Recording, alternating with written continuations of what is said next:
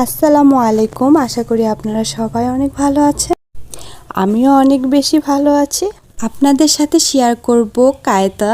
এই সবজিটাকে সবাই চিচিঙ্গা বলে, কিন্তু আমাদের আঞ্চলিক ভাষায় এটাকে আমরা কায়তা বলে থাকি। আপনাদের এলাকায় আপনারা এটা কি বলে ডাকেন কমেন্টে বলে যাবেন। তো আজকে আমরা কায়তা সবজি বাগানে চলে আসলাম, কারণ আমরা আজকে কায়তার রেসিপি রান্না করব, যেটাকে আপনারা চিচিঙ্গা বলে চেনেন। আজকে আমি এই চিচিঙ্গা মাছ দিয়ে আর আলু দিয়ে রান্না করব। নিজের ক্ষেত থেকে এরকম টাটকা টাটকা সবজি খেতে কার না ভালো লাগে বলেন।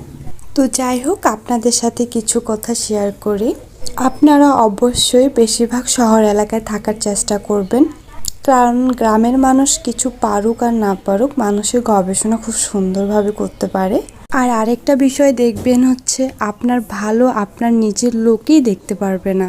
কিভাবে আপনাকে নিচে নামানো যায়, কিভাবে আপনাকে ছোট করা যায়, সেই চেষ্টায় ওরা লেগে থাকে। তো যাই হোক, আবারও ফিরে আসি আমার সেই রান্নার রেসিপির জন্য।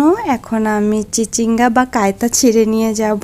তো চিচিঙ্গা রান্নার জন্য আমার 3টা চিচিঙ্গা লাগবে। তো এখানে আমি নিয়ে নিয়েছি আলু আর চিচিঙ্গা, এগুলো কেটে নিয়ে নিয়েছি আমি। তো চিচিঙ্গা রান্নার জন্য আমার যে মশলা লাগবে সেগুলো আমি সব উপকরণগুলো নিয়ে নিয়েছি এখানটে। তো এখানটা আমি চিচিঙ্গার আলু সুন্দর করে ধুয়ে নিয়েছি। তো রান্নার জন্য এখানে আমি পেঁয়াজ কুচি দিয়ে দিব। পেঁয়াজ কুচিগুলো আগে দিয়ে দিচ্ছি, কারণ পেঁয়াজগুলো না হলে ভাজা হবে না। তো এখানে আমার পেঁয়াজগুলো প্রায় ভাজা শেষ, তার জন্য আমি এখানে পানি দিয়ে দিলাম। পানি দেওয়া হয়ে গেছে, আমি মশলাগুলো সব দিয়ে দিলাম। আর এখানে আমি আগে থেকে মাছগুলো ভেজে রেখেছি। এখানে আমার মশলাগুলো কষা হয়ে গেছে, যার কারণে আমি আলুগুলো দিয়ে দিয়েছি।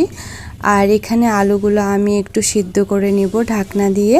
আমার সিদ্ধ করা হয়ে গেছে। আর এখন আমি কায়তা বা চিচিঙ্গাগুলো দিয়ে দিব। দুঃখজনক, আমার শেষের ভিডিওগুলো ডিলিট হয়ে গেছে, যার কারণে সম্পূর্ণ রান্নাটা দিতে পারলাম না।